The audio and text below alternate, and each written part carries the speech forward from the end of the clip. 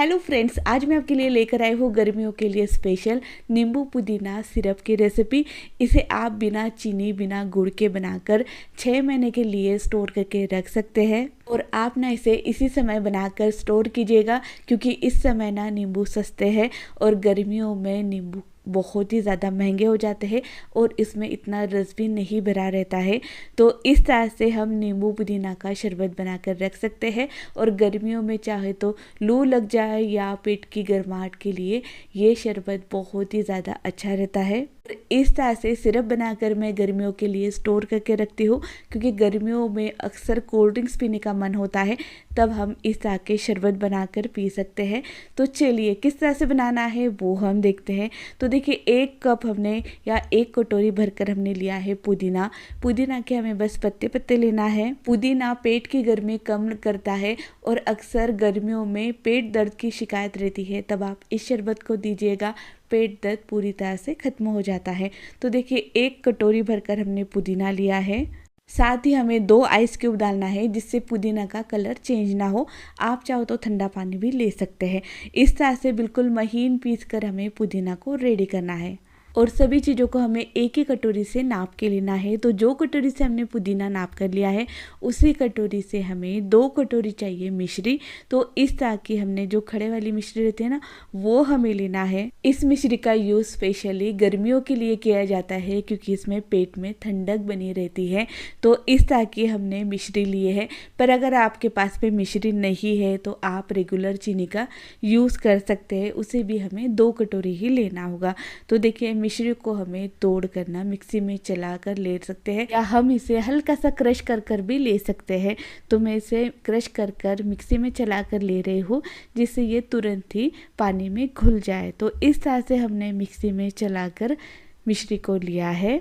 तो 2 कटोरी मिश्री के लिए हमें लेना होगा 1 कटोरी इतना पानी।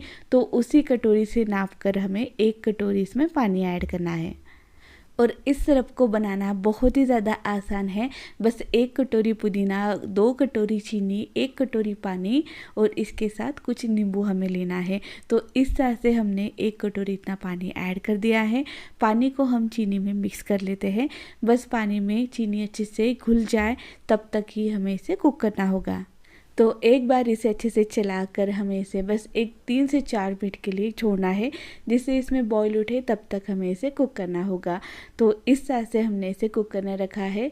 तो देखिए, इस तरह का सिरप बनाते समय अगर सही से नहीं बन पा रहा है या कुछ समय के बाद ये ख़राब हो जा रहा है, तो आप इस तरह से बनाकर देखिएगा। ये बहुत ही ज़्यादा परफेक्ट तरीका है। आप इसे 6 महीने के लिए भी स्टोर करके रख सकते हैं।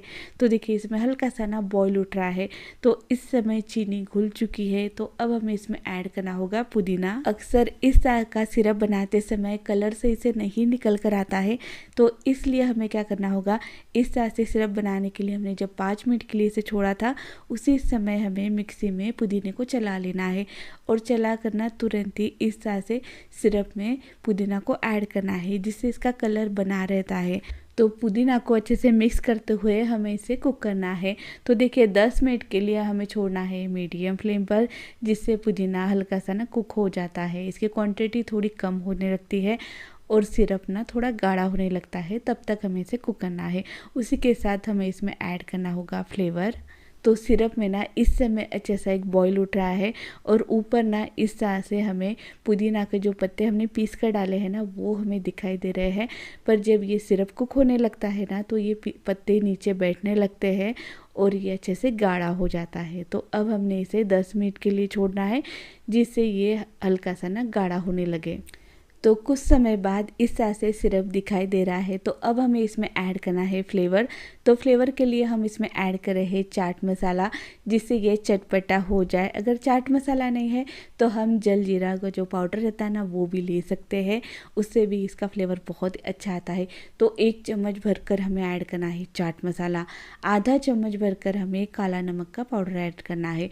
उसी के साथ हम काली मिर्च का पाउडर ऐड कर रहे हैं 1/4 चम्मच। तो इस तरह से हमें फ्लेवर इसमें ऐड करना है। और इस समय तक हमने भुना जीरा पाउडर का यूज़ नहीं किया है, क्योंकि इसे हमें बाद में ऐड करना है, वरना इसका ना कलर चेंज होने लगता है। सिरप का कलर इस तरह से बना रहे, इसीलिए हमें ऐड नहीं करना है। तो देखिए 5 मिनट के लिए और कुक करने के बाद सिरप हल्का सा गाढ़ा हो चुका है और कलर भी इसका इस समय इस तरह से आ चुका है। तो जब सिरप ना सही से कुक हो जाए तब ये ना उंगलियों पे चिपकने लगता है। तो उंगलियां जब एक दूसरे पे चिपकने लगे ना, उस समय ये परफेक्ट कुक हो चुका है और इस समय ये अच्छे से हो चुका है। तो अब हमें गैस को बंद करना है। सिरप को ना पूरी तरह से हमें ठंडा करना है। उसी के साथ हम नींबू का रस को निकाल लेते हैं। तो 8 से 10 हमें नींबू लेना है। नींबू बढ़िया से ना रस वाले रहना चाहिए, यानी इस तरह के बड़े वाले नींबू हमें लेना है। और नींबू को ना हमें धो कर लेना है, धोकर पोंछ कर हमने नींबू को लिया है। नींबू को ना हम कट कर इसका रस निकाल लेते हैं। गर्मियों के लिए नींबू को स्टोर करने का ये सबसे अच्छा तरीका है। तो देखिए नींबू को ना हम इस तरह से कट कर लेते हैं और इसका रस निकाल लेते हैं। तो रस ना लगभग 1 कटोरी रहना चाहिए। तो जो कटोरी से नाप कर हमने सभी चीज़ें ली है ना, उसी कटोरी से नाप कर हमें नींबू का रस लेना है। और नींबू लेते समय ना नींबू पे दाग नहीं रहना चाहिए, इस बात का ज़रूर ध्यान रखिएगा, वरना नींबू का रस का फ्लेवर ना थोड़ा चेंज होने लगता है।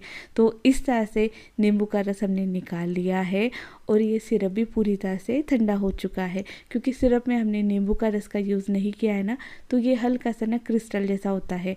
तो इस तरह से नींबू का रस डालने के बाद अब हमें इसे अच्छे से मिक्स करते हैं।